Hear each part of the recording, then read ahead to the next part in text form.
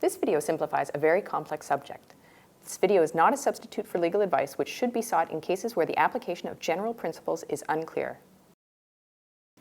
Have you been told to follow your college's copyright guidelines a million times? Do you know why it's so important? Well, your college's copyright guidelines are based on Canada's Copyright Act, a federal statute, as well as Canadian copyright case law. Let's look at the basics of the Act, which you may recognize from your college's copyright guidelines or practices. The Copyright Act gives copyright holders prescribed control over copying and other uses of their work. It's not all one-sided, though.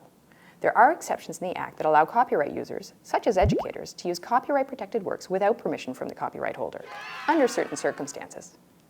At this point, you may be thinking, why aren't all works free for everyone to use and share? Why do we need to protect copyright holders?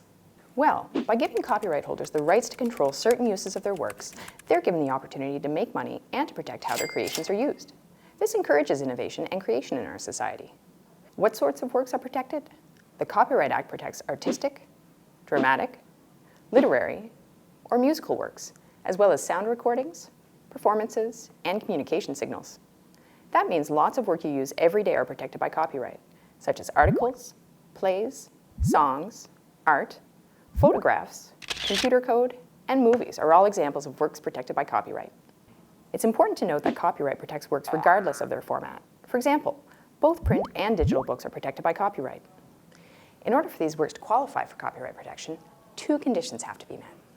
First, the work must be original, which means that some level of creativity was involved in its creation. Second, the work must be fixed to a format, like words on a page, graphics in a digital file, or the sound on an audio recording. If these two conditions are met, then copyright protection is automatic. Creators don't have to register their work, and they're not required to use the copyright symbol. They can choose to do both, but they don't actually have to do either. If it's original and fixed to a format, does that mean it's protected by copyright forever? No.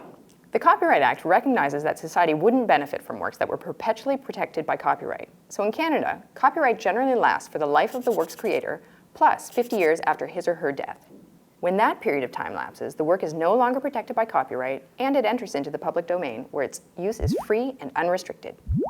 Is there anything that can't be protected by copyright? Yes. By themselves, facts and ideas are not protected. Remember, only original works fixed to a format can be protected. An idea for a film isn't protected until it's written down as a film script or made into a film. And facts, such as numbers, are not protected until someone rearranges them into, say, a table or a Sudoku puzzle. As an educator, you probably copy from copyright-protected works quite frequently. That's why it's so important that you follow your college's copyright practices. Your college's copying practices likely provide specific examples and instructions to ensure you're copying within the law, as well as providing information on any license agreements your college has entered into. If you're not sure about how copyright-protected works can be used for teaching purposes, ask the person designated by your college to answer copyright questions. Your college library is a great place to start.